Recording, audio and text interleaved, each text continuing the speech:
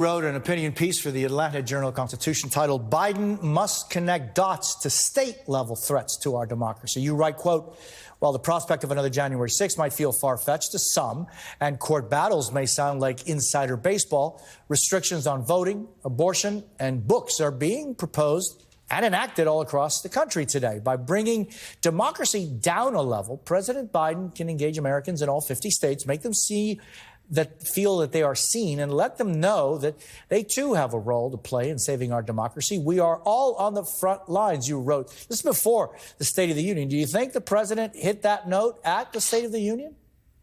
I think he did to some degree, but I think we all have to go further. You know, I'm looking at the words there. We call it down ballot. We call it the bench. We call it we almost think of these states as sort of the JV. To the far right, this is their front line. Most of the attack on democracy is going through state houses. That's where they gerrymander. That's where they ban abortion. That's where the fight really is. While Congress largely doesn't do anything, that's where the onslaught's happening. So we've got to energize voters all across the country to see that the contrast we saw on Thursday, Biden, Mike Johnson sitting behind him, not clapping for anything, the senator's response, which didn't go over very well. We've got to run that contrast all the way down the ballot into states, because often it's that state rep that we don't even know their name that's doing more damage, because it's state houses. They write the rules of our democracy, and they control almost every issue, from guns to abortion to banning books, that the right wing wants done. So we've got to focus there, not because it's sort of down ballot.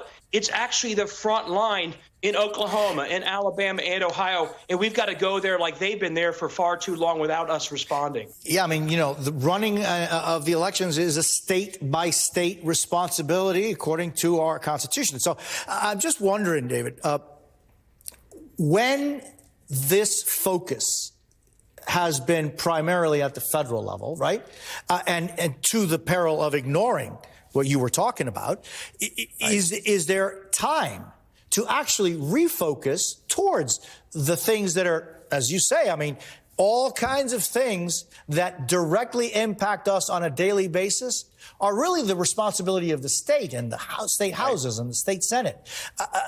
Is there time? There is time, but let's be clear. This is a long game problem we've had. You know, 50% of those Republicans who voted out the two Justins were uncontested in November of 22. The numbers are worse in other states. So, yes, this is a long game, but there's still time in many states to make sure we are filling these ballots with candidates who can draw that contrast. So there's time this year to do it. Frankly, one of the reasons we have the winning streak of the last couple of years for democracy is we are starting to do it. So do it this year. See this year as more than just Biden-Trump. See it as a battle for democracy at all levels, but then keep right on going in December, in January, state house and school board races, and next year beyond. We've got to see this as an overall strategic shift. The other side decided to do it this way 30 years ago. That's why even in moments when we thought we've won, they've won their state house battle. We didn't pick up a single state house in 2020 when we won the White House, and those state houses they won kept right on going, attacking democracy. So there's time.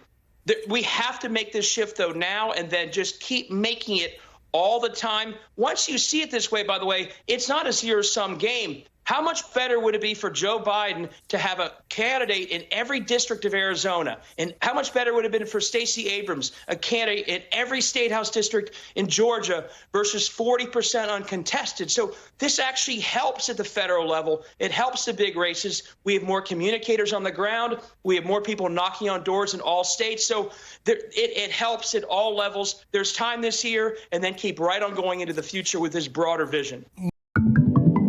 Resolute Square.